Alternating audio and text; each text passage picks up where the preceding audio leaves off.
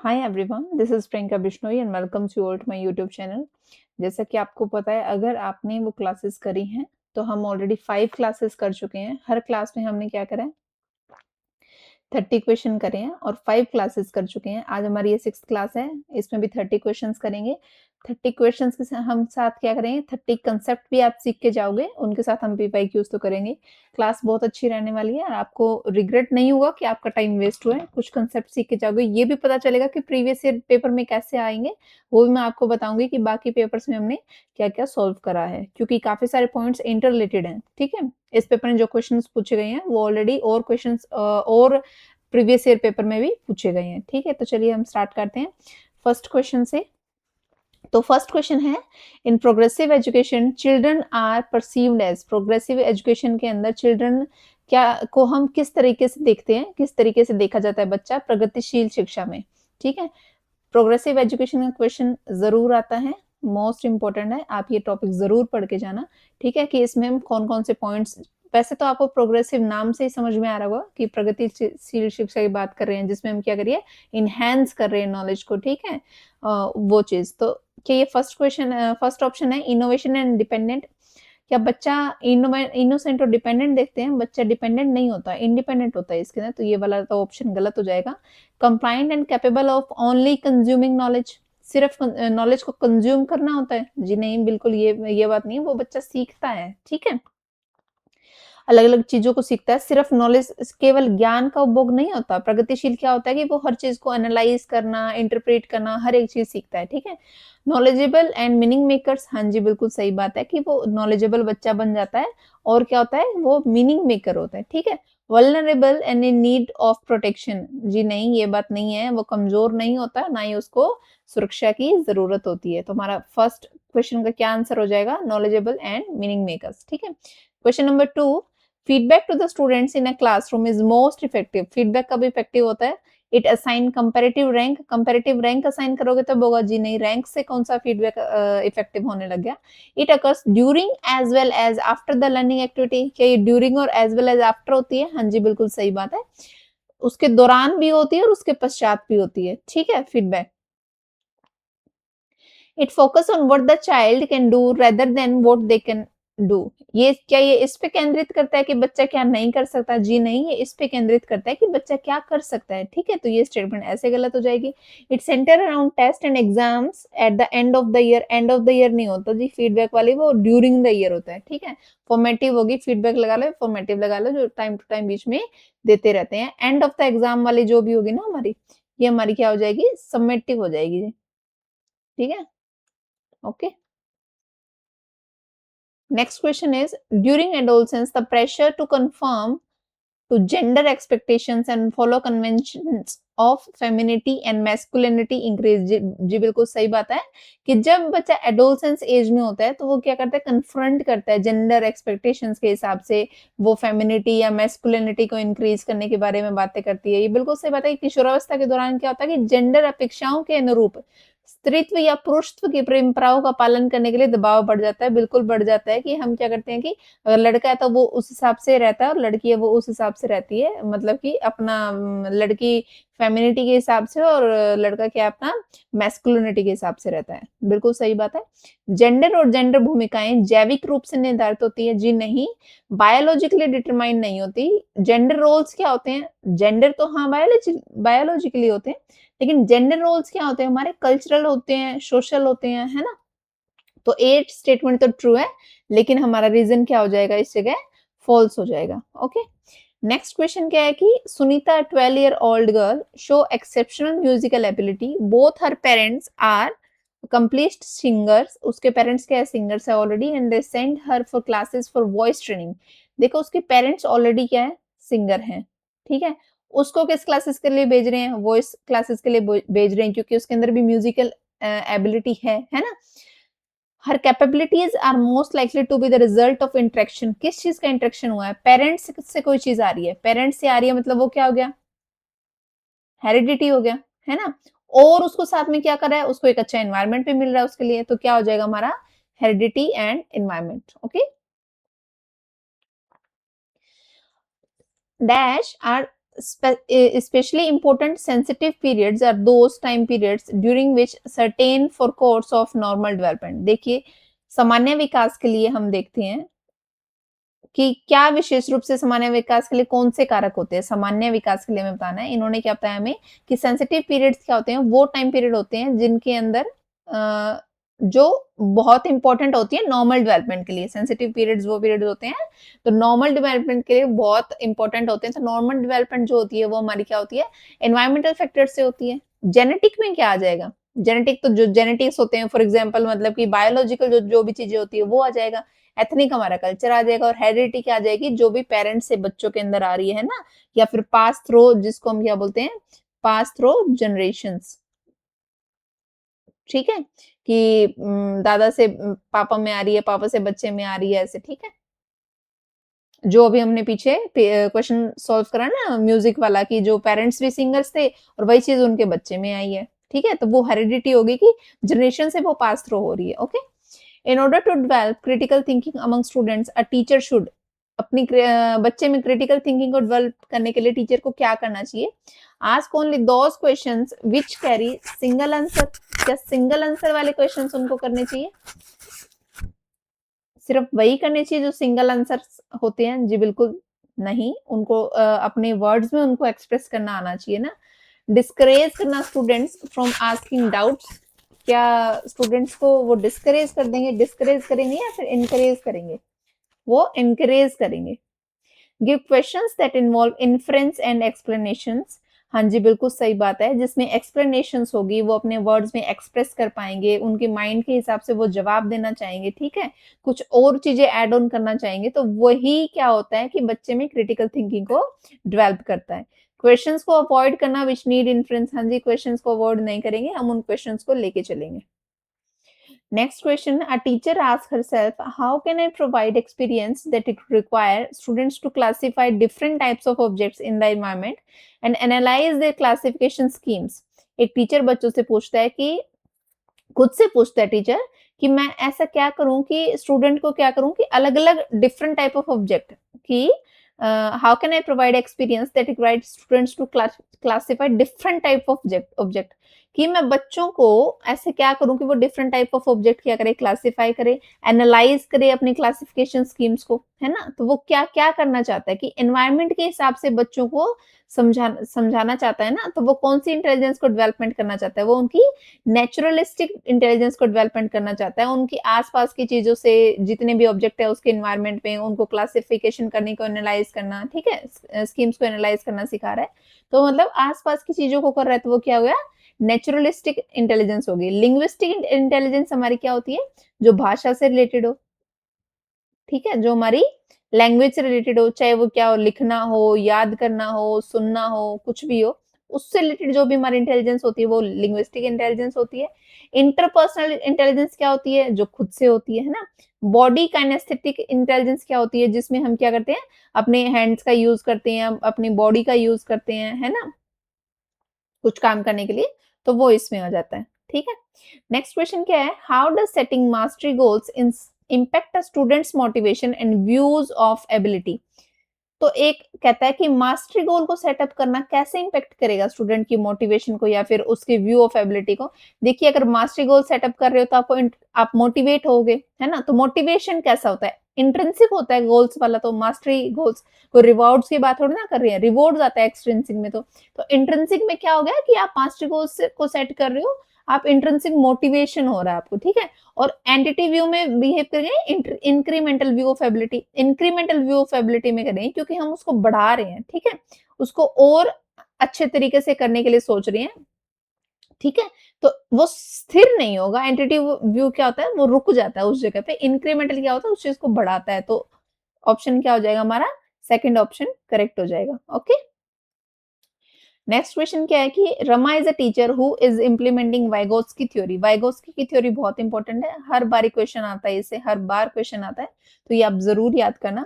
In her classroom and she assign her students to work in groups to complete a challenging task. Rama एक teacher है जो Vygotsky की theory के हिसाब से काम कर रही है, ठीक है, और असाइन करती है अपने स्टूडेंट्स को स्टूडेंट्स को कोई भी काम ग्रुप के अंदर, ठीक है? कि कोई भी टास्क को उनको ग्रुप के अंदर कंप्लीट करना है। टास्क के दौरान एक स्टूडेंट क्या करता है, स्ट्रगल करता है टू अंडरस्टैंड अ की कांसेप्ट्स। एक बच्चे को कुछ कांसेप्ट समझ में नहीं आ रहा, what would be the most effective way for Rama to do? तो रमा को क्या करना चाहिए वाइगोत्स्की के हिसाब से? तो वाइगोत्स्की ने क्या बताया कि जब भी बच्चा कहीं पे प्रॉब्लम आ रही तो उसको क्या करना चाहिए? स्कैफोल्डिंग करनी चाहिए। ठीक है? स्कैफोल्डिंग का मतलब क्या होता है कि ग्रेजुअली सपोर्ट प्रोवाइड करना चाहिए, थोड़ा-सा उसको मदद करना चाहिए, गाइड करना चाहिए, ताकि बच्चा क्या है अच्छे से परफॉर्म कर पाए। ठीक है? थोड़ा-सा सपोर्ट प्रोवाइड कर दो और उसकी नॉलेज को और एनहांस करो उस चीज़ से, ठीक है? तो ऑप्शंस में क्या गिवन है चलिए देखते हैं। Provide the student with the answer, answer provide करना वाइगोत्स्की ने नहीं बताया। वाइगोत्स्की ने बोला है कि आप उसको थोड़ा-सा सपोर्ट प्रोवाइड करो ताकि वो बच्चा और अच्छे से सीखे, उसमें कॉन्फिडेंस की डेवलपमेंट होगी उससे, ठीक है? Encourage the student to try to solve the problem on her own. क्या वो खुद से सॉल्व करने के लिए बोलेंगे? नहीं, आप उसको मदद करोगे। Assign a different task to the student that is better suited to her liabilities, to her abilities। जी नहीं, ऐसा नहीं है। टास्क बच्चे को क्या करते हैं हम, इंक्लूसिव एजुकेशन को प्रमोट करते हैं हम, ठीक है? तो बच्चे को ऐसा टास्क थोड़ा ना देगा कि हाँ भई जिसमें तुम कर सकते हो तुम वही करो, जिसमें नहीं कर सकते वो नहीं करो, नहीं, जिसमें बच्चा नहीं कर पा रहा है उसी उसी जगह पे तो उसको ज़रूरत है, उसी जगह पे तो उसको नीड है ना? नीड को आइडेंटिफाई करेंगे और उस जगह पे हम उसको सपोर्ट प्रोवाइड करेंगे। तो 4th क्वेश्चन क्या कहता है कि work through the problem with the student, उस जो भी प्रॉब्लम है उस पे हम काम करेंगे और गाइडेंस प्रोवाइड करेंगे और फीडबैक भी देंगे as needed while involving other group member. बाकी जितने भी ग्रुप मेंबर्स हैं उनको भी हम इस चीज के अंदर इन्वॉल्व करेंगे, ठीक है? आई होप आपको ये क्वेश्चन समझ में आया हो। तो ये हमारे वाइगोत्स्की की थ्योरी। वाइगोत्स्की की थ्योरी क्या बताती है हमें? ये सोशल कल्चरल थ्योरी है कॉग्निटिव डेवलपमेंट की। वाइगोत्स्की ने सोशल कल्चरल थ्योरी के बारे में बात करा है, ठीक है? एम्फेसिस करता है कि लर्निंग क्या है, सोशली और कल्चरली मीडिएटेड होती है। ज़ोन ऑफ प्रॉक्सिमल डेवलपमेंट के बारे में बात करें। ज़ोन ऑफ प्रॉक्सिमल डेवलपमेंट के अंदर क्या होता है कि 2 तरीके से डेवलपमेंट होती है। क्या मानते हैं ज़ोन ऑफ प्रॉक्सिमल डेवलपमेंट में कि कोई भी बच्चे की 2 तरीके से होती है। एक तो क्या होता है कि बच्चा खुद से एबल है काम करने के लिए, ठीक है? वो खुद से कर सकता है। दूसरा क्या है, जब उसको कोई सेकंड पर्सन क्या कर रहा है, सपोर्ट प्रोवाइड कर रहा है। दूसरा बंदा उसको सपोर्ट दे रहा है, वो क्या है, पोटेंशियल डेवलपमेंट। स्कैफोल्डिंग की वही बात करें जो अभी हमने बात करा कि टेम्परेरी गाइडेंस प्रोवाइड करना, चाहे वो टीचर हो, चाहे वो कोई भी मोर कैपेबल पीयर हो, मतलब कि और कोई भी हो, मोर कैपेबल मतलब जिस बंदे को नॉलेज है, हाइयर है जो स्किल में, उसकी बजाय, ठीक है? वो। लैंग्वेज का क्या रोल होता है? प्राइमरी टूल होता है थिंकिंग करने का। 3 स्पीच होती है हमारी, सोशल स्पीच, प्राइवेट स्पीच और इनर स्पीच। प्राइवेट स्पीच में बंदा क्या करता है, सेल्फ टॉक करता है खुद से, और इनर स्पीच में क्या करता है, साइलेंट थिंकिंग करते हैं। इससे क्वेश्चन आया हुआ है, मैंने करवाया था। हमने अभी पीवाईक्यू सॉल्व करा तो उसमें ये क्वेश्चन आया था, ठीक है? कल्चरल टूल्स के बारे में पूछें तो कॉग्निटिव डेवलपमेंट कैसे शेप होती है कल्चर स्पेसिफिक से, ये भी क्वेश्चन आया था कल्चर टूल के ऊपर भी। तो लैंग्वेज है हमारे टूल, सिंबल है, नंबर है, राइटिंग है और टेक्नोलॉजी है। कोई फिक्स स्टेज नहीं होती डेवलपमेंट की, क्या मान के चलता है कि ये कंटीन्यूअस है। इसको भी लेके एक क्वेश्चन आया था। उन्होंने असर्शन जो स्टेटमेंट होती है उसमें ये दिया था कि डेवलपमेंट क्या होती है हमारी, स्टेज वाइज होती है एज पर वाइगोत्स्की थ्योरी। लेकिन ऐसा नहीं होता, ये कंटीन्यूअस मान के चलते हैं डेवलपमेंट को। क्वेश्चन नंबर 10 क्या है? Teacher should encourage debate, discussion and collaboration among students. बिल्कुल सही बात है। डिबेट को भी एनकरेज करना चाहिए, डिस्कशन को भी और कोलैबोरेशन को भी। Knowledge production is an inactive process. क्या इनएक्टिव प्रोसेस है? जी नहीं, ये हमारा क्या है, एक्टिव प्रोसेस है। ओह सो सॉरी, मैंने तो देखा ही नहीं। ये गलती से हो गया कि मैंने आंसर टिक कर दिया हो, आपको पहले ही दिख गया ये। लेकिन आप फिर भी समझ लीजिए कि नॉलेज प्रोडक्शन क्या है, इनएक्टिव प्रोसेस नहीं है, एक्टिव प्रोसेस है, ठीक है? एंगेजमेंट इन ग्रुप एक्टिविटीज हिंडर। देखिए ग्रुप एक्टिविटीज में जब एंगेज होते हो तो आप इनहेंस करते हो मीनिंगफुल लर्निंग को, है ना? इनहेंस होगी, आपके आइडियाज होंगे, एक स्टूडेंट का आइडिया है, दूसरे स्टूडेंट का आइडिया अलग-अलग, मतलब तीसरे स्टूडेंट का आइडिया अलग-अलग, आइडियाज क्या होंगे, कंबाइन होंगे, तो उनसे मीनिंगफुल लर्निंग क्या होगी, इनहेंस होगी ना। तो इस वजह से हमारा क्या है, ऑप्शन नंबर जो हमारा असर्शन है वो बिल्कुल सही है और रीजनिंग हमारी गलत है, ठीक है? Change and stability in emotions, personality and social relationship together constitute, क्या कंस्टिट्यूट करते हैं? भावनाएं, व्यक्तित्व और सामाजिक। देखिए खाली इमोशंस की बात नहीं कर रहे हैं, उनके साथ में और भी चीजें हैं। तो इमोशनल तो वैसे भी नहीं आएगी क्योंकि इमोशनल किससे रिलेटेड होती है, हमारे इमोशन से रिलेटेड होती है। पर्सनैलिटी किससे होती है, जो हमारे ट्रेट्स होते हैं, पर्सनैलिटी होती है, उससे रिलेटेड होती है ना, कोई भी पर्सन के। तो ये हमारा क्या होगा, साइको सोशल होगा। कॉग्निटिव क्या हमारे, रीजनिंग से रिलेटेड है, ठीक है, थिंकिंग से रिलेटेड है ना? तो ये इस वजह से नहीं होगी, तो बचा कौन-सा? एक ही ऑप्शन बचा, है ना? तो ये है इसका करेक्ट आंसर। नेक्स्ट क्वेश्चन क्या है? Question number 12, which of the following correctly describe culturally responsive teaching to cater to diverse group of students? देखिए अलग-अलग ग्रुप ऑफ स्टूडेंट्स हैं, उनको कल्चरली रिस्पॉन्सिव टीचिंग करवाने का सोचा जा रहा है। तो कौन-सा करेक्टली कर रहे हैं? क्या इंटेंशनल होना चाहिए? हाँ जी, इंटेंशनल होना चाहिए। सोच समझ के सुविचार करके आप ही वो डिसाइड करेंगे, क्योंकि बच्चे क्या हैं, अलग-अलग ग्रुप से हैं, डाइवर्स ग्रुप से हैं, है ना? तो उनको इंक्लूसिवली हम हमें प्रमोट करना है ना। हमें क्या है, inclusive oh wait a minute, हमें क्या करना है, उनकी इंक्लूसिव एजुकेशन को प्रमोट करना है ना? तो इसलिए इंटेंशनल तो होगा ही होगा, अडैप्टिव होना चाहिए कि बच्चे अडैप्ट कर पाएँ एनवायरनमेंट के हिसाब से, और डिफरेंशिएटेड होना चाहिए क्योंकि एज़ पर देयर ग्रुप, है ना? जिस ग्रुप से वो आ रहे हैं, उस ग्रुप के हिसाब से उन्हें क्या करना चाहिए, हमें डिफरेंशिएटेड तरीके से ही उनको क्या करना चाहिए, टीचिंग हमें करनी चाहिए, ना कि स्टैंडर्डाइज़। देखिए स्टैंडर्डाइज़ क्या करती है, फिक्स्ड कर देती है ना सारे स्टैंडर्ड्स को। फिक्स्ड नहीं होना चाहिए, फ्लेक्सिबल होना चाहिए। कैसा होना चाहिए? फ्लेक्सिबल होना चाहिए। ओके, तो first, second and third option हमारे बिल्कुल करेक्ट हो जाएँगे। ये गलती से यहाँ पे मैंने टिक कर दिया है, ऑप्शन नंबर 3 करेक्ट है। ओके, नेक्स्ट क्वेश्चन क्या है, schools should function with in framework which assess the finished product and learning outcome. School को क्या है कि ऐसा फंक्शन करना चाहिए फ्रेमवर्क के अंदर जो असेस करे फिनिश प्रोडक्ट को और लर्निंग आउटकम को। देखिए सिर्फ फिनिश प्रोडक्ट और लर्निंग आउटकम को नहीं करना है, हमें प्रोसेस भी देखना है ना लर्निंग का। लर्निंग प्रोसेस भी तो देखेंगे, लर्निंग प्रोसेस भी देखेंगे, सिर्फ आउटकम नहीं देखेंगे, ठीक है? तो ये वाली स्टेटमेंट हमारी गलत हो जाएगी। Learning is tightly sequential and hierarchical, जी नहीं, लर्निंग हमारी क्या होती है, फ्लेक्सिबल होनी चाहिए। कैसी होनी चाहिए? फ्लेक्सिबल होनी चाहिए। तो दोनों स्टेटमेंट यहाँ पर हमारी क्या हो जाएगी, गलत हो जाएगी, ठीक है? नेक्स्ट क्वेश्चन क्या है, according to Vygotsky what is the relationship between language and thought? ये क्वेश्चन रिपीट हुआ है, ऑलरेडी हमने ये वाला क्वेश्चन करा था, उसमें ये वाली स्टेटमेंट गिवन थी, ठीक है? तो क्या क्या रिलेशनशिप है लैंग्वेज और थॉट का? Language does not shape thought, ऐसा नहीं है। लैंग्वेज शेप करती है थॉट को, ये तो उल्टा ही दे दिया। और language and thought are independent नहीं होते, वो कॉम्प्लेक्स इंटररिलेटेड प्रोसेस होता है डेवलपमेंट का, ठीक है? तो हमारा ऑप्शन नंबर 4 यहाँ पर करेक्ट हो जाएगा। Okay, question number 15, correctly match pair हमें बताना है। Criteria reference assessment, criteria reference कौन सी होती है? जैसे कि आपका सीटेट का एग्जाम हो गया, उसमें 90 क्वेश्चन सही होना चाहिए। एस्टेट का एग्जाम हो गया, उसमें 90 क्वेश्चन सही होने चाहिए, है ना?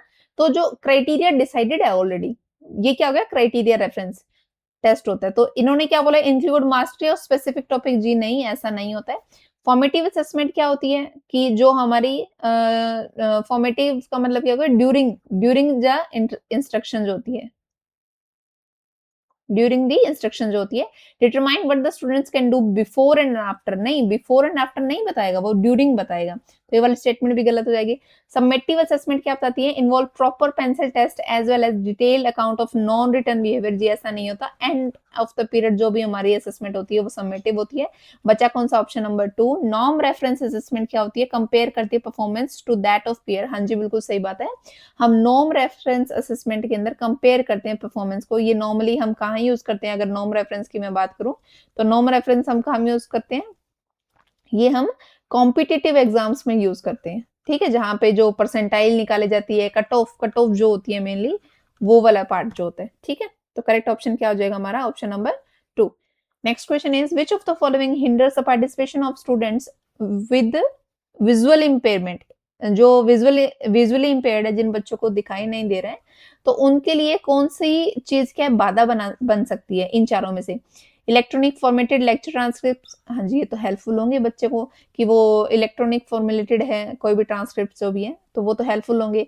प्रिंटेड टेक्स्ट बुक, देखिए प्रिंटेड होगी तो उसको टच करने पे भी फील नहीं होगा, और वैसे उसको दिखाई नहीं दे रहा, तो ये कैसे हेल्पफुल हो सकती है, ये नहीं होगी। तो करेक्ट ऑप्शन हमारा क्या निकल जाएगा, ऑप्शन नंबर 2 ही निकल जाएगा। रेज लाइन होगी तो वो भी हेल्प करेगी, और टेक्टाइल मॉडल जो भी है ग्राफिक मटेरियल के, वो भी हेल्प करेंगे। एक आपने ब्रेली के बारे में भी सुना होगा, वो भी उसके लिए एक हेल्पफुल होती है, जो भी विजुअली इम्पेयर्ड चिल्ड्रन होते हैं उनके लिए, ठीक है? तो ऑप्शन नंबर 2 जो है हमारा सही हो जाएगा। Which method did Lawrence Kohlberg use to study moral development of children? Moral development की बात कर रहा है कॉलबर्ग, तो मोरल डायनोवास को लेके चलेगा, मोरल थ्योरीज को लेके चलेगा, है ना? तो इन चारों क्वेश्चंस में से अगर आप चारों ऑप्शन में से अगर आप देखते हैं ना, तो एक ही टॉपिक ऐसा है कि एक ही स्टेटमेंट ऐसी है जहां पर मोरल डायलेमा की बात करी है।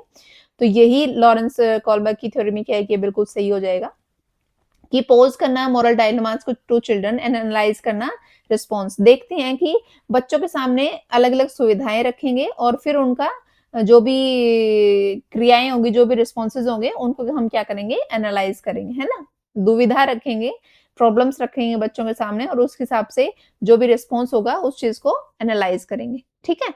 ये इसका करेक्ट आंसर हो जाएगा। थोड़ा-सा जान लेते हैं कि कॉलबर्ग ने अपनी थ्योरी में किस चीज़ के बारे में बात करी है। देखिए कॉलबर्ग ने क्या बोला है कि मोरल डेवलपमेंट किस पे फोकस करती है? रीजनिंग पे फोकस करती है। जो भी मोरल रीजन, जो भी मोरल डिसीजन एज़ पर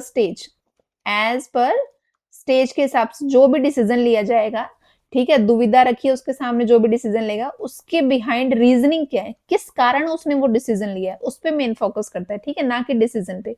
कारण पे मेन फोकस करता है। फिक्स्ड सीक्वेंस ऑफ स्टेजेस होती है इसके अंदर 3 लेवल और 6 स्टेजेस हैं, ठीक है? ये जैसे-जैसे एज बढ़ती रहती है ना, उस हिसाब से क्या ज़्यादा एब्स्ट्रैक्ट होती रहती है। सोशल इंटरेक्शन और कॉग्निटिव कॉन्फ्लिक्ट क्या करते हैं हमारे मोरल ग्रोथ को प्रमोट करते हैं और मोरल डेवलपमेंट क्या होती है हमारी यूनिवर्सल होती है, लेकिन रेट वेरी हो सकता है एज़ पर द कंडीशन, ठीक है? तो ये है हमारी थ्योरी, ये मोस्ट इम्पोर्टेंट है, इससे क्वेश्चन ज़रूर आता है, ओके? ठीक है? फर्स्ट लेवल कौन-सी है? प्री कन्वेंशन लेवल होती है। 3 लेवल्स होती है हमारी। लेवल्स कितनी होती है? हमारी 3 होती है। स्टेजेस कितनी होती है हमारी इसके अंदर? 6 स्टेजेस होती है। तो फर्स्ट लेवल क्या है? Pre conventional. प्री कन्वेंशनल किसके बारे में बात करता है? कि मोरालिटी किस पे बेस्ड होती है? एक्सटर्नल कॉन्सिक्वेंसेस पे बेस्ड होती है। वो पनिशमेंट और रिवार्ड पे होती है। फर्स्ट स्टेज आती है हमारी पनिशमेंट की, कि अगर आप कुछ गलत करोगे, आपको कुछ भी गलत नहीं करना है, अगर आपको पनिशमेंट से बचना है तो, ठीक है? दूसरा क्या है कि इंडिविजुअलिज्म और एक्सचेंज, हम पर्सनल गेन के बारे में सोचते हैं कि अगर मैं कुछ गलत करूँगा तो इससे मेरे को फ़ायदा हो रहा है तो हाँ कि मैं कर लूँगा। जैसे कि चोरी ठीक है अगर ये आपको हेल्प कर रही है।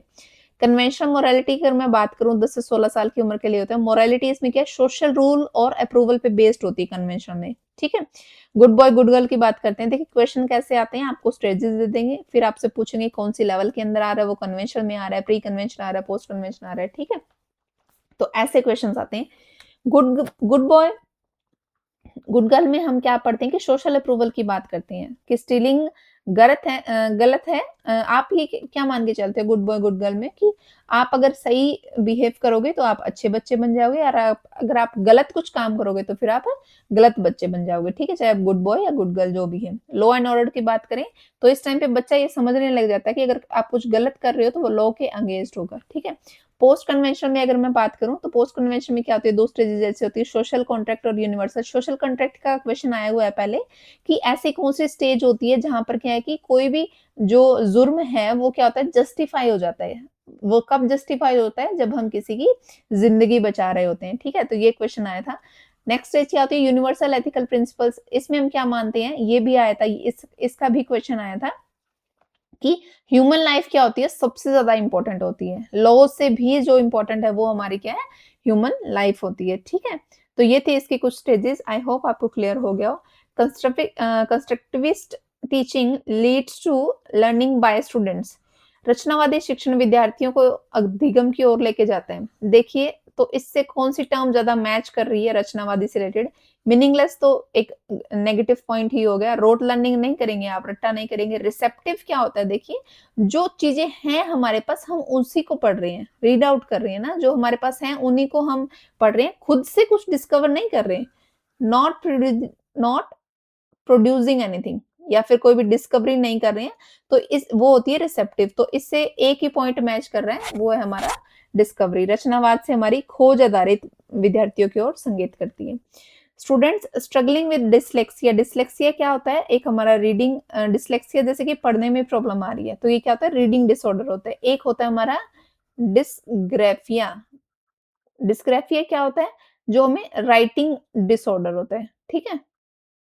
एक होता है डाइसकैल स्कैलकुलिया होता है शायद, वो होता है हमारा कैलकुलेशन से रिलेटेड, ठीक है? मैथ से रिलेटेड, ठीक है? तो इन्होंने पूछा है कि कैसे can be taught to read, कैसे उनको हेल्प करेगा स्टूडेंट्स को जो स्ट्रगल कर रहे हैं, तो उनको हम कैसे यूज़ क इन चारों में से कौन-सी चीज़ यूज़ कर सकते हैं? Through association method of conditioning, देखिए कंडीशनिंग कोई हेल्पफुल चीज़ नहीं होती इसके लिए। By giving long complex passages से भी बच्चे को हेल्प नहीं मिलेगा, बल्कि वो क्या है और ज़्यादा परेशान हो जाएगा। By providing higher grade level क्या, वो तो उसको थोड़ा पढ़ने में भी प्रॉब्लम हो रहा है। थ्रू सिस्टमैटिक फोनोलॉजिकल, हाँ जी, साउंड की मदद से क्या कर सकते हैं, हम उस बच्चे को मदद करवा सकते हैं। पढ़ने की बजाय अगर वो सुन के करेगा, तो वो उसको ज़्यादा आसानी से कर पाएगा, ठीक है? जीन पियाजे theory of cognitive development implicates that behavior should be conditioned using reward and punishment। क्या जीन पियाजे ने ये बोला रिवॉर्ड पनिशमेंट के बारे में? ये तो किसने बोला है? अभी हमने पीछे पढ़ा है। किसने बोला है? कॉलबर्ग ने बोला है ना? रिवॉर्ड पनिशमेंट की बात तो ये इसमें नहीं आएगा। Concept should be taught in a sequence of complex to simple नहीं होगा, सिंपल टू कॉम्प्लेक्स होगा। Curriculum should be design keeping children age group and stage, हाँ जी, करिकुलम हम ऐसा डिजाइन करेंगे उसकी स्टेज एज ग्रुप और स्टेज को अपने दिमाग में रखते हुए। क्या होती है एसपीसीएफ जो है हमारी स्टेजेस होती है, sensory motor, pre operational, concrete operation और फॉर्मल ऑपरेशनल, ठीक है? ये फोकस करता है of teaching should be outcome of activity instead of process of thinking. देखिए अभी हमने 2 मिनट पहले करा था कि जो टीचिंग का फोकस होता है वो प्रोसेस पे होना चाहिए, ना कि सिर्फ आउटकम पे, ठीक है? किस पे होना चाहिए? प्रोसेस पे होना चाहिए। अभी हमने 2 मिनट पहले करा था, तो ये होगा हमारा इसका करेक्ट आंसर, ठीक है? थोड़ा-सा हम पढ़ें पियाजे की थ्योरी के बारे में। देखिए जीन पियाजे थ्योरी ऑफ कॉग्निटिव डेवलपमेंट क्या होती है कि इस पे हम किस पे फोकस करते हैं, सोचने पे, रीजन पे, अंडरस्टैंड करने पे दुनिया को। डेवलपमेंट कैसे अकर होती है, स्टेजेस में होती है। इसमें 3 टॉपिक के बारे में बात करी है, एसिमिलेशन, एकोमोडेशन और इक्विलिब्रेशन। एसिमिलेशन क्या होता है कि नए एक्सपीरियंस को हम एग्जिस्टिंग स्कीमा के अंदर इनकॉर्पोरेट कर रहे हैं। जैसे कि कोई भी बच्चा है, उसने डॉग को देखा तो फिर उसने कैट को देखा, तो उसने सोचा कि कैट डॉग ही है, क्योंकि डॉग के भी 4 पैर हैं और कैट के भी 4 पैर हैं। तो इस वजह से कैट क्या है, डॉग है। लेकिन जब वो बच्चा एक्सपीरियंस करेगा कि कैट अलग है और डॉग अलग है, ये दोनों अलग-अलग चीज़ें हैं, वो अकोमोडेशन की स्टेज पे चला जाएगा, यानी कि वो मॉडिफाई कर देगा अपने स्कीमा को नए एक्सपीरियंस को फिट करने के लिए। इक्विलिब्रेशन क्या होता है, बैलेंस करता है जो एसिमिलेशन और अकोमोडेशन का, उसको कॉग्निटिव ग्रोथ के लिए वो हमारा इक्विलिब्रेशन होता है। चिल्ड्रन एक्टिवली कंस्ट्रक्ट करते हैं नॉलेज इसके अंदर एक्सपीरियंस से, ठीक है, जिसको हम क्या बोलते हैं, कंस्ट्रक्टिविज्म बोलते हैं। एक्सपीरियंस से जो चीज़ सीख रहा है, डिस्कवरी से जो चीज़ सीख रहा है, ठीक है। कॉग्निटिव डेवलपमेंट क्या होती है, क्वालिटेटिव होती है, क्वांटिटेटिव नहीं होती। इसका क्वेश्चन एक बार आया था इससे रिलेटेड, तो आप ये लाइन्स, सभी लाइन्स जो है अच्छे से समझना और इनको ज़रूर करके जाना। 4 स्टेजेज़ होती हैं इसकी, सेंसरी मोटर स्टेज होती है, प्री ऑपरेशनल होती है, कंक्रीट और फॉर्मल। सेंसरी में क्या होता है कि बच्चा टच करके सीख रहा है ऑब्जेक्ट को, फील करके सीख रहा है। प्री ऑपरेशनल में क्या होता है कि वही वाली स्टेज आ गई कि बच्चे क्या सिंबॉलिक थिंकिंग से सीख रहे हैं, एनिमिज्म से सीख रहे हैं, ट्रांसफॉर्मेशन से सीख रहे हैं। बच्चा खुद को मान रहा है कि वो बिल्कुल सही है। वही वाला एग्जांपल आप इसमें ले सकते हो कि जूस है कोई भी गिलास के अंदर, एक बड़ी गिलास है, एक छोटी गिलास है, लेकिन जूस की क्वांटिटी दोनों में सेम है। बच्चा प्री ऑपरेशन स्टेज में क्या मानता है कि बड़ी गिलास में ज़्यादा जूस है, वो दूसरों की सुनना पसंद नहीं करता। कंक्रीट ऑपरेशनल ऐसी स्टेज आ जाती है जहाँ पे बच्चा समझ जाता है कि जूस की क्वांटिटी इक्वल ही है, चाहे वो बड़े ग्लास में हो, चाहे वो छोटे ग्लास में हो, अगर वो इक्वल डाले हुए हैं तो। फॉर्मल में क्या होते हैं, उसकी एब्स्ट्रैक्ट थिंकिंग डेवलप हो जाती है। कौन सी थिंकिंग डेवलप हो जाती है, एब्स्ट्रैक्ट और हाइपोथेटिकल थिंकिंग उसकी डेवलप हो जाती है, ठीक है। तो नेक्स्ट क्वेश्चन हमारा क्या है, wait a minute, yes, you are a teacher, एक मिनट, हाँ जी।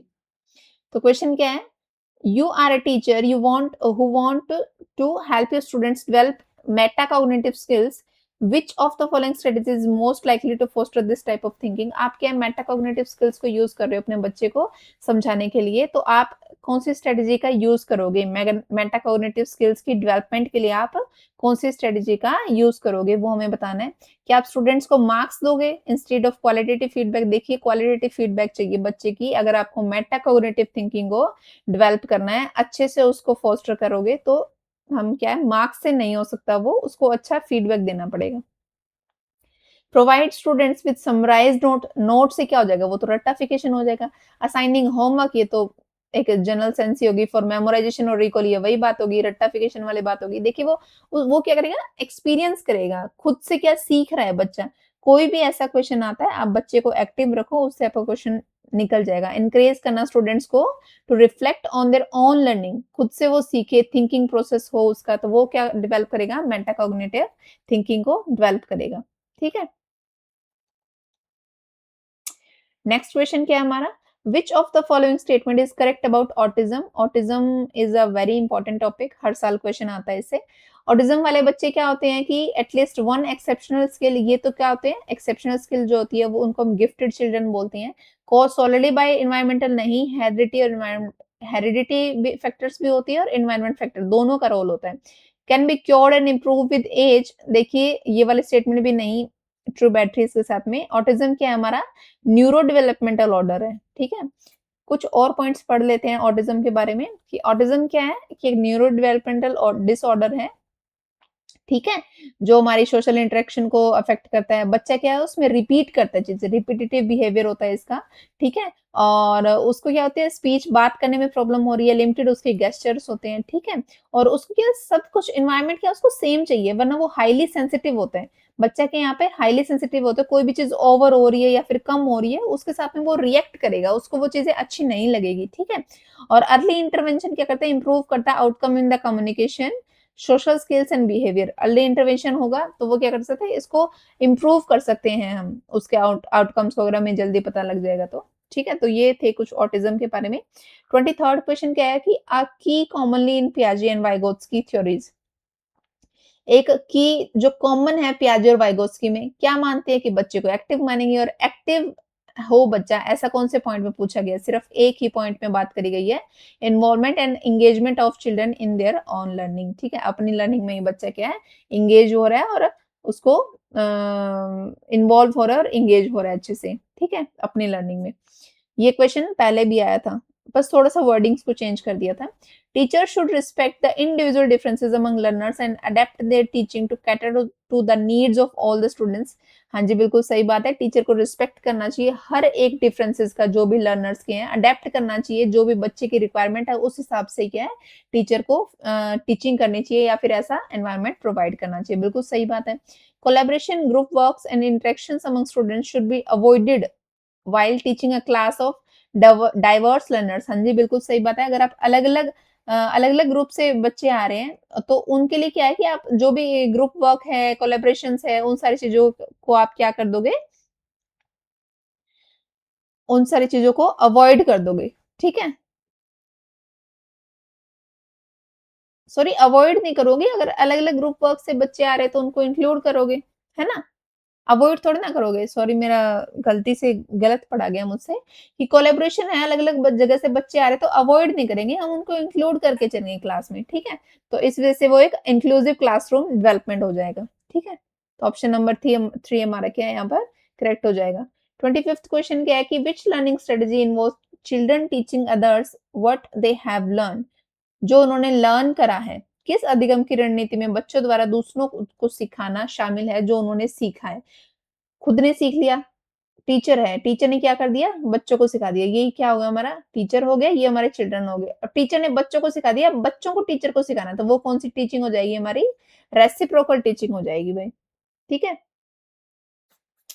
N Asian culture which stress social harmony, expression of anger are discouraged and shame is encouraged। बिल्कुल सही बात है। एक एशियाई संस्कृतियों में जो सामाजिक सद्भावना पर जोर देते हैं, क्रोध की अभिव्यक्ति को हतोत्साहित किया जाता है और शर्म को प्रोत्साहित किया जाता है। बिल्कुल सही बात है। शेम को इनकरेज करा जाता है और एंगर को डिस्करेज करा जाता है। Emotions are subjective and do not play any role in learning. देखिए, इमोशन सब्जेक्टिव तो होते हैं, यहाँ तक तो बिल्कुल सही बात है, लेकिन लर्निंग में इंपॉर्टेंट रोल प्ले करते हैं। इस वजह से ये वाली स्टेटमेंट हमारी क्या हो जाएगी, गलत हो जाएगी। तो ए ट्रू है, लेकिन आर हमारा क्या है, फॉल्स है। ठीक है, अकॉर्डिंग टू जीन पियाजे how are children different from adults. Adult से जीन पियाजे कैसे डिफरेंट है, अभी हमने पढ़ा कि वो क्या देखता है, क्वालिटेटिव, क्या देखता है, क्वालिटेटिव एस्पेक्ट्स देखता है जीन पियाजे। तो children are dependent on adults while adults are, देखिए ये स्टेटमेंट मैच ही नहीं करी। Adult are much more knowledgeable, हाँ नॉलेजेबल होते हैं, लेकिन ये बात जीन पियाजे ने नहीं करी है। Children thinking is qualitatively different, from that of elders. हाँ जी, बिल्कुल सही बात है, क्वालिटेटिवली डिफरेंट होती है और ये सेम क्वेश्चन क्या है, प्रीवियस ईयर में पूछा गया था कि वो क्वालिटेटिवली होती है, क्वांटिटेटिवली, ऐसा कुछ करके है जो हमने सॉल्व भी करा था। ठीक है? नेक्स्ट क्वेश्चन क्या है कि विच of the following question promote analytical thinking, कौन सा प्रमोट कर रहे हैं जिसके लिए हमें गहराई में सोचना पड़ रहा हो। कैपिटल सिटी, ये तो बहुत सिंपल हो गया। कितने स्टेट है, ये भी हमें पता है, डायरेक्ट पूछ लिया गया है। टोटल पॉपुलेशन कितनी है, ये भी प्रॉपर क्वांटिटेटिव टर्म है। What are the various causes, causes क्या है। एनालिटिकल थिंकिंग का मतलब क्या होगा कि आप खुद से सोच रहे हो, गहराई से कॉजेज निकाल रहे हो, ठीक है? कौन-कौन से फैक्टर्स हो सकते हैं, उनके बारे में सोच रहे हो, ठीक है? तो वो क्या होता है, हमारा एनालिटिकल थिंकिंग को प्रमोट करता है। नेक्स्ट क्वेश्चन क्या हो जाएगा? इंक्लूसिव क्लासरूम के बारे में। इंक्लूसिव क्लासरूम से क्वेश्चन ज़रूर आता है, ये भी आप अच्छे से ज़रूर पढ़ना। Recognise that every child will learn at the same rate and at the same time. क्या हर चाइल्ड सेम रेट से सीखता है? जी नहीं, सेम नहीं, उनका हर एक बच्चे का अलग होता है, बच्चे की नीड के हिसाब से होता है, ठीक है? Is an educational programme offer to cater to the need of special children. क्या बच्चे के स्पेशल चिल्ड्रन की नीड को हमको देखना है? Are mean to offer differentiated instruction as per individual differences. बिल्कुल सही बात है, जो अलग-अलग डिफरेंसेस है, अलग-अलग नीड्स है बच्चों की, उस हिसाब से देखेंगे, ना कि सिर्फ क्या होता है कि स्पेशल चिल्ड्रंस के लिए होता है। स्पेशल चिल्ड्रन के लिए नहीं होता। इंडिविजुअल डिफरेंसेस जो है ना, उसके हिसाब से क्या करी जाती है, डिफरेंशिएटेड इंस्ट्रक्शंस दी जाती है और उस हिसाब से ही हमारी इंक्लूसिव एजुकेशन को हम प्रमोट करते हैं।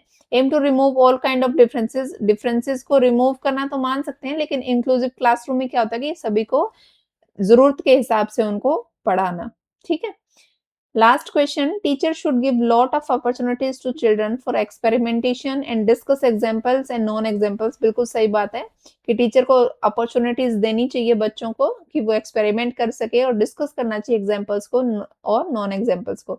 देखिए एग्जांपल्स नॉन एग्जांपल्स क्या होते हैं, ये तो आपको पता होगा। एग्जांपल्स वो होते हैं जो कोई भी टॉपिक से रिलेट कर रहे हैं और नॉन एग्जांपल वो होते हैं जो उस टॉपिक से रिलेट ना करें, ठीक है?